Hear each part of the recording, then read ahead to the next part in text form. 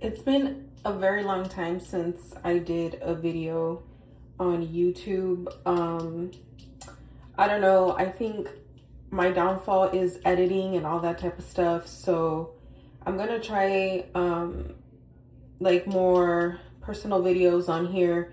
I love to do reels on Instagram, and I've tried to post a little more on TikTok. Um, my sister always tells me, you should try TikTok, you should try TikTok.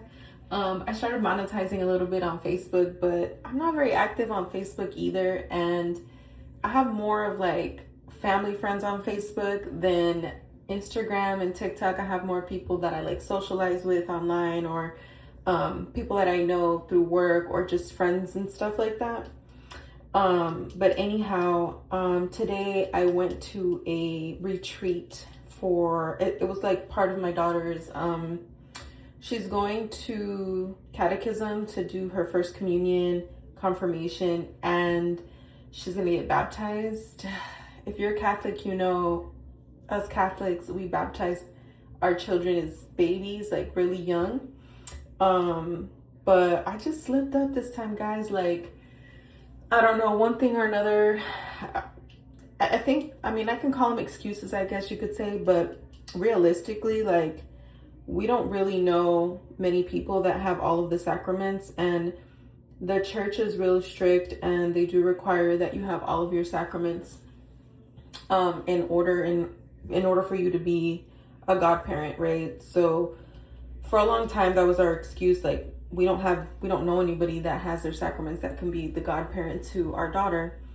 So fast forward, she's now 12, she's gonna be 13 in October, and she wants a quinceañera. I think we want her to have a quinceañera too. Obviously, if she really begged us to not have one, we would just not have one. But in order for her to have a church ceremony for her quinceañera, she has to have all of her sacraments. And so I've been working on that with her. My sister's gonna be the godmother. But yeah, it was supposed to be 8 a.m. to 4 p.m. And if you are a person of faith, or trying to practice your faith, or be more faithful to God, or whoever it is that you praise, walking a straight line in faith is really hard. Being committed to 2 years of catechism classes and things like that has been kind of a challenge, because I mean, again, I'm going to use the word excuses. Like, we use a lot of excuses to not go to these things, right? But we'll spend 2 hours on social media, or however many hours on social media, or out eating and drinking and mingling, but we don't make just a few hours to have a communication or a relationship with God, right? So anywho, I went to the retreat. I'm tired. It was very emotionally draining, in a good way, I think. And if you see me keep doing this, it's because I've had this for a long time, and it's drying out. It's dried out. So I don't like to shop. I don't like to go to the store. I'm sorry. I'm just weird. I don't know. So I just keep using this until I can't use it no more. Okay. But anyway, it was emotionally draining. Not in a bad way. It was very good. It was the first time I've ever been to a retreat like that. At first, I was a little shy because I'm not used to, how can I explain? I'm not used to a church where people sing, clap, and move and dance and things like that.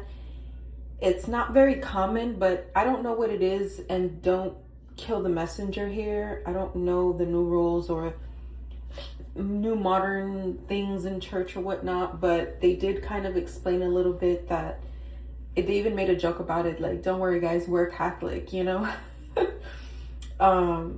But like back in the day when I was little, there was none of that, you know. So I guess now things change, and there was a lot of they try to do like an icebreaker at the beginning and get you moving and stuff to break the ice. It really did work. I got a little loose towards like the middle, but yeah, it was really nice. There was a lot of like testimonies that they talked about and things like that. But one thing that I had never experienced, I hear people talking about it all the time in regards to like feeling the Holy Spirit. I was afraid that I was gonna faint or that I was gonna fall or something like that. You hear about it a lot with like Christian churches, and to be quite honest with you guys, I kind of thought that it was an acted out thing, like a fake thing, like people were pretending to feel the Holy Spirit and pass out and stuff. The first time that I heard someone tell me that it was real was through a girl I met that braids hair. I used to get my hair braided all the time at her house, and she was explaining how her boyfriend didn't believe at first either. Like, he was Christian and he believed in God and stuff like that, but he didn't believe that people really felt the Holy Spirit. And he was like, I'm telling you, like, I wasn't a believer either until it happened to me. And he said that he like passed out or fell over or whatever, and when he came back to, he didn't even know like what was going on. So today at this retreat, they had some sort of dynamic like that where it was like through prayer and singing and silence and just different things, right? And something odd happened to me. Like, I didn't fall or anything like that, but I started getting a sense of like overwhelming energy. I want to say that it's because I have a lot, like, there's a lot of things like, heavy energy weighing on me because of just like, life, things you go through and stuff like that. But I started crying, like tears were just coming down my face like uncontrollably, and I started like breathing heavy. But it was like I wasn't trying to do those things, it just started happening. So I want to say maybe I felt the Holy Spirit. But I'm still, trying my best to be more open, I guess, to godly things and being better at assisting church and those type of things. And I think when you're not 100% invested, your mind always tries to find like excuses or reasons behind things, and maybe that's what I'm trying to do right now. Like, I don't know.